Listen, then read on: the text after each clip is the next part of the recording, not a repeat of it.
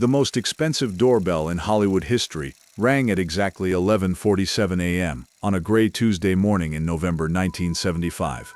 Jerry Lewis, once half of the most successful comedy duo in entertainment history, sat in his Bel Air mansion surrounded by the wreckage of a career that had imploded so spectacularly that bankruptcy lawyers were circling like vultures over fresh roadkill. The man who had made millions of people laugh was about to lose everything: his house, his dignity, his children's respect, and the last remnants of a fortune that Vegas bookmakers and failed business ventures had systematically devoured. But the man standing on Jerry's doorstep wasn't a process server or a repo man. It was Dean Martin, his former partner, his oldest enemy, the man he hadn't spoken to in 18 years. Dean was holding a leather briefcase that contained something more valuable than money: forgiveness. And over the next 2 hours, the King of Cool would demonstrate that some bonds transcend pride, ego, and even the bitterest professional divorces. Because when Dean Martin decided to save Jerry Lewis from financial ruin, he wasn't just writing a check. He was rewriting the ending to the greatest love story in American entertainment, a partnership that had created magic, destroyed dreams, and finally found a way to heal the wounds that had seemed too deep to close. The Bel Air mansion that Jerry Lewis had bought at the height of his solo career success was now a monument to overextension and poor judgment. The mortgage payments alone were crushing him, but selling the house would mean admitting defeat to an industry that was already whispering about his financial troubles.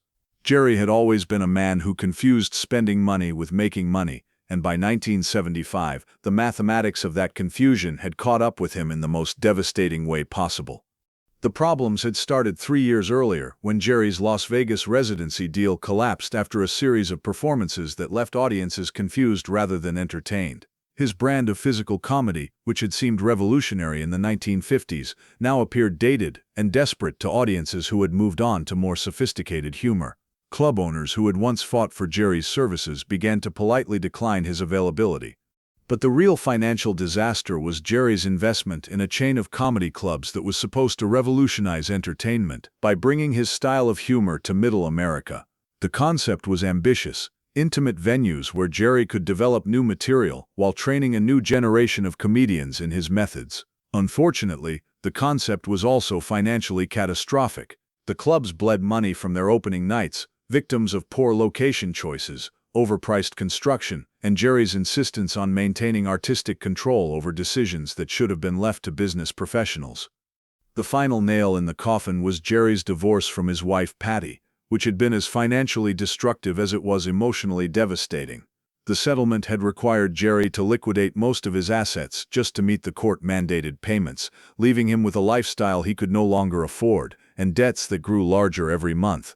By November 1975, Jerry Lewis was facing a reality that would have been unthinkable just 5 years earlier. He was broke, not Hollywood broke, where stars complain about having to sell one of their vacation homes. Actually broke, as in unable to make his mortgage payment, unable to pay his staff, unable to maintain the basic infrastructure of a career that had once generated millions of dollars annually.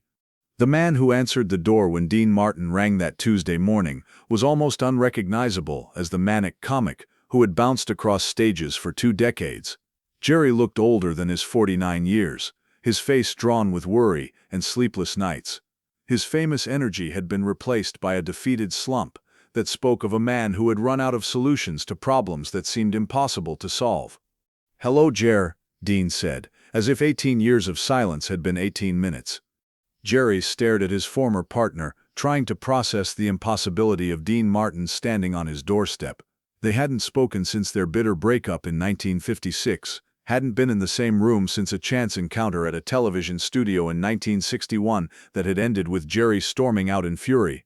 The animosity between them had become one of Hollywood's most famous feuds, a source of endless speculation and gossip column inches. "What are you doing here?" Jerry asked, his voice barely above a whisper. Dean held up the leather briefcase. "I came to talk business." What followed was a conversation that began in Jerry's foyer and eventually moved to his study, where the two men who had once been closer than brothers sat across from each other like negotiators trying to end a war. The initial exchanges were stilted, careful, loaded with the weight of years of resentment and misunderstanding. Dean had known about Jerry's financial troubles through the entertainment industry's invisible intelligence network. In Hollywood, information about money problems traveled faster than good news, and Jerry's situation had become an open secret among the people who mattered. Most of the industry had responded with the mixture of schadenfreude and false sympathy that characterized Hollywood's attitude toward fallen stars. But Dean Martin wasn't most of the industry. Despite everything that had happened between them, despite the lawsuits and the bitter words and the years of mutual recrimination, Dean had never stopped caring about Jerry Lewis. Their partnership had created something magical, and magic leaves permanent marks on the people who experience it. To understand why Dean Martin was sitting in Jerry Lewis's study with a briefcase full of salvation, you have to understand what Martin and Lewis had meant to each other during the 10 years when they were the most popular entertainment duo in America. They weren't just business partners, they were the closest thing to brothers that two men from completely different worlds could become. Dean, the cool Italian crooner from Steubenville, Ohio, had provided the smooth sophistication that balanced Jerry's manic energy. Jerry, the rubber-faced Jewish comic from Newark, had brought the chaos and unpredictability that made Dean's coolness seem even more impressive by contrast. Together they had created a chemistry that transcended their individual talents, becoming something greater than the sum of their parts. The success had been intoxicating: sold-out nightclubs, hit movies, record deals, television appearances that drew massive audiences. But success had also been poisonous, breeding the kind of ego conflicts and financial disputes that destroy partnerships more effectively than any external enemy ever could. The breakup in 1956 had been brutal, public, and apparently final. Jerry had accused Dean of caring more about money than art. Dean had accused Jerry of being an egomaniacal control freak who couldn't stand sharing the spotlight. Both accusations contained enough truth to make them especially painful, and both men had spent the subsequent years nursing grievances that had hardened into permanent resentment. But now, sitting in Jerry's study, surrounded by the evidence of financial ruin, the old arguments seemed petty compared to the simple human reality of a man in trouble. Dean opened the briefcase and pulled out a cashier's check. He placed it on the coffee table between them, without ceremony, like a man playing his final card in a poker game. Jerry looked at the check and felt his heart stop. The amount was $2 million, more than enough to clear his debts, save his house, and give him breathing room to rebuild his career. But more shocking than the amount was the signature: Dean Martin. "I can't take this," Jerry said, his voice thick with emotion. "You're not taking it," Dean replied. "You're borrowing it. With interest. Standard terms. I've got the paperwork here somewhere." Dean reached into the briefcase again and produced a loan agreement that was clearly the work of expensive attorneys. The terms were generous but legitimate: low interest, flexible repayment schedule, reasonable collateral requirements. This wasn't charity disguised as business. It was business motivated by compassion. Jerry read through the agreement with the kind of desperate attention that comes from knowing your entire future depends on understanding every word. The document was straightforward, professional, and more fair than anything Jerry could have negotiated from a traditional lender, given his current circumstances. "Why?" Jerry asked finally. "After everything that happened between us, why would you do this?" Dean lit a cigarette and leaned back in his chair, studying Jerry's face with the same intensity he had once used to read audiences during their performances. When he spoke, his voice carried none of the casual indifference that characterized his public persona. "You remember the night we met?" Dean asked. "The Havana Madrid Club in New York. You were dying on stage, and I was waiting in the wings, wondering if I'd made a mistake taking the gig." Jerry nodded. He remembered that night with crystal clarity: the hostile audience, his material falling flat, the growing panic as he realized his career might be over before it had truly begun. "I watched you out there," Dean continued, "and I saw something that nobody else could see. Not the desperation, not the flop sweat, not the dying material. I saw the heart. I saw someone who cared so much about making people laugh that he was willing to humiliate himself trying." Dean took a long drag from his cigarette, using the pause to carefully choose his next words. "That night, when Skinny D'Amato put us together on stage, something happened that I never experienced before or since. We created something that neither of us could have made alone. Magic, Jerry. Real magic. Not the fake stuff they manufacture in Hollywood, but the real thing that happens when two people trust each other completely." Jerry felt tears beginning to form in his eyes, but he didn't try to hide them. After years of trying to maintain his dignity in the face of mounting disasters, he was too exhausted for false pride. "We destroyed that," Jerry said bitterly. "We took something beautiful and destroyed it because we were too stupid and too proud to make it work." "No," Dean said firmly. "We were too young and too scared to handle that kind of success. But we didn't destroy the magic, Jer. We just stored it away. It's still there, waiting for us to be wise enough to use it properly." The conversation that followed lasted for nearly 2 hours, as the two men finally had the honest discussion they should have had 20 years earlier. They talked about the mistakes they had made, the resentments they had nursed, and the regrets that had accumulated like compound interest over the years of separation. Dean admitted that his apparent indifference during their final years together had been a defense mechanism, a way of protecting himself from caring too much about something he was afraid to lose. Jerry acknowledged that his need for control had been driven by insecurity rather than artistic vision, a desperate attempt to prove that he deserved the success they had achieved. Most importantly, they talked about forgiveness, not the public relations version that celebrities perform for magazine interviews, but the real thing that requires acknowledging pain and choosing to move beyond it. "I never stopped missing the partnership," Dean confessed. "I never stopped wondering what we could have accomplished if we had been smart enough to work things out. I never stopped hoping we could find a way back," Jerry replied. "Even when I hated you, I missed you. I missed having someone who understood the business the way you did. I missed having someone I could trust completely on stage." The financial rescue that Dean was offering represented more than money. It was a chance for redemption, for both men to prove that wisdom could triumph over pride, that love could overcome ego, that some bonds are too strong to be permanently severed by misunderstanding. Jerry signed the loan agreement with shaking hands, not because of the money, but because of what the document represented, proof that Dean Martin still considered him worth saving. The check would solve his immediate problems, but Dean's presence in his study solved something deeper, the gnawing doubt that he had permanently alienated the most important professional relationship of his life. As Dean prepared to leave, Jerry asked the question that had been haunting him for years: "Do you think we could ever work together again?" Dean paused at the door, considering the question with the seriousness it deserved. "I don't know," he said finally. "We're different people now. We've learned things, lost things, survived things that the kids who started this partnership couldn't have imagined. Maybe that makes us too different to recapture what we had." He smiled, and for a moment Jerry could see the young singer who had changed his life at the Havana Madrid club. "Or maybe," Dean continued, "it makes us wise enough to create something even better." The loan that Dean Martin provided to Jerry Lewis remained a secret for years, known only to their accountants and closest family members. Jerry used the money exactly as intended, paying off his debts, stabilizing his finances, and buying time to rebuild his career on a more sustainable foundation. The financial rescue proved to be the beginning of Jerry's recovery, rather than just a temporary reprieve. With the pressure of immediate bankruptcy removed, Jerry was able to make clearer decisions about his career and his life. He scaled back his lifestyle to match his reduced income, focused on projects that played to his strengths rather than chasing trends, and gradually rebuilt a reputation for reliability that had been damaged by years of erratic behavior. More importantly, the reconciliation with Dean provided Jerry with something he hadn't realized he desperately needed: closure. The 18 years of animosity had been a weight he carried everywhere, a constant reminder of failure and lost opportunity.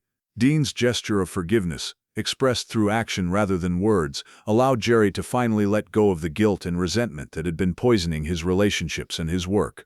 The two men never did work together again professionally, but they maintained a friendship that surprised everyone who knew about their legendary feud. They spoke regularly by phone, attended each other's family events, and gradually rebuilt the trust that had once made their partnership magical. Dean's gesture also had a profound impact on his own life. The act of forgiveness, he discovered, was as healing for the person who gave it as for the person who received it. By choosing to help Jerry rather than enjoying his downfall, Dean had proven to himself that success hadn't corrupted his essential humanity. The story of Dean's financial rescue of Jerry eventually leaked to the entertainment press, but by then it had become part of a larger narrative about reconciliation and redemption that enhanced both men's reputations. In an industry notorious for its cruelty and selfishness, their story became an example of how genuine friendship could survive even the most bitter professional disputes. Years later, when Jerry Lewis was honored with a Lifetime Achievement Award, he used his acceptance speech to publicly acknowledge Dean's role in saving his career and his life. The moment was broadcast live to millions of viewers, many of whom were learning for the first time about the private act of generosity that had restored one of entertainment's greatest partnerships to something approaching peace. Dean Martin watched the speech from his home in Beverly Hills, and those who knew him well said it was one of the few times anyone had seen him cry, not because of the public recognition, but because of the private knowledge that he had done the right thing when doing the right thing was difficult, expensive, and uncertain. The leather briefcase that Dean had carried to Jerry's house that November morning became a symbol of the power of forgiveness to heal even the deepest wounds. It represented the choice that all of us face when confronted with someone who has hurt us. We can nurture our grievances, or we can choose to see past the pain to the humanity underneath.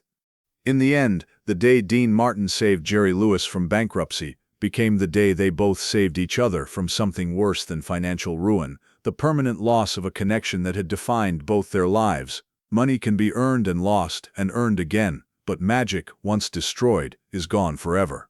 Dean's gesture proved that their magic had never really died. It had just been waiting for the right moment to reveal itself again, transformed by experience into something deeper and more meaningful than anything they had created as young men.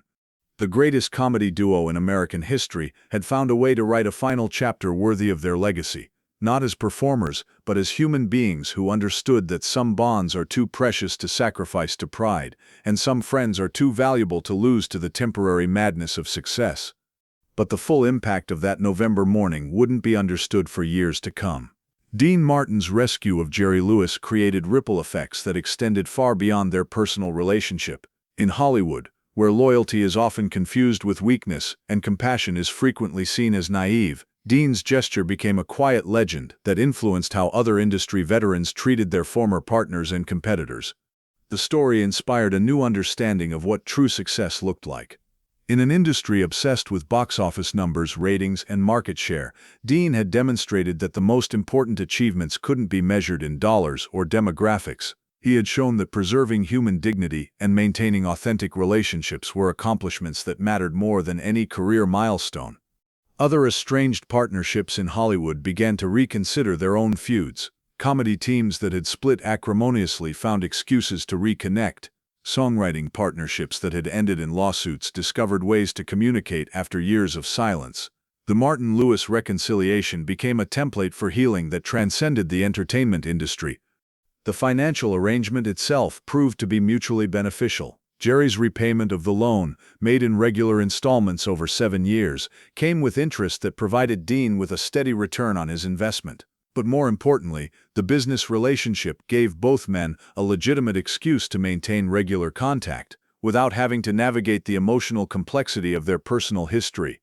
Their phone conversations, initially focused on loan payments and financial planning, gradually expanded to include discussions of their careers, their families, and their shared memories. Jerry would call to report on a successful performance, and Dean would share news about a new recording project. The professional framework allowed their personal relationship to heal naturally, without the pressure of forced reconciliation. The restoration of their friendship had a profound effect on their families as well. Jerry's children, who had grown up hearing stories about their father's partnership with Dean Martin, were finally able to meet the man who had been such an important part of their father's life. Dean's own family gained a deeper understanding of the bond that had made their father famous, and the pain he had carried during the years of separation. Perhaps most significantly, the reconciliation allowed both men to reframe their shared history. Instead of focusing on the bitter ending, they could celebrate the magical beginning and middle. The partnership that had once seemed like a cautionary tale about the dangers of success became a story about the possibility of redemption and the power of forgiveness to heal even the deepest wounds. As Jerry Lewis rebuilt his career with the financial stability that Dean's loan provided, he carried with him a deeper understanding of what really mattered in the entertainment business. The hunger for fame and fortune that had contributed to their original breakup was replaced by a more mature appreciation for craft, connection, and creative satisfaction. Jerry's later work showed the influence of this transformation. His performances became more grounded, less manic, infused with the wisdom that comes from surviving both spectacular success and devastating failure. Audiences responded to this new depth, and Jerry's career experienced a renaissance that might not have been possible without the breathing room that Dean's rescue had provided. Dean Martin, meanwhile, found that his act of generosity had enriched his own life in unexpected ways. The process of forgiving Jerry had taught him something about the nature of grudges and the energy required to maintain them. He became more open to reconciliation in other areas of his life, reaching out to old friends with whom he had lost touch and repairing relationships that had been damaged by misunderstanding or neglect. The leather briefcase that Dean had carried to Jerry's house became a family heirloom, passed down to Dean's children along with the story of how their father had chosen compassion over vindication. The briefcase served as a tangible reminder that the most important victories in life are often invisible to the public, measured not in applause or acclaim, but in the quiet satisfaction of doing the right thing when no one is watching. Years later, when both men were in their 70s and looking back on careers that had spanned decades, they would meet for dinner at their old haunts in Las Vegas and Los Angeles. These gatherings were private affairs, attended only by family members and the closest friends who had witnessed their journey from partnership to estrangement to reconciliation. During these dinners, they would sometimes perform impromptu bits of their old routines, not for audiences but for each other. The timing was still there, the chemistry still evident despite the passage of years. These moments provided both men with confirmation that their original partnership had been as magical as their memories suggested, and that magic, once created, never truly disappears. It simply waits for the right moment to reveal itself again.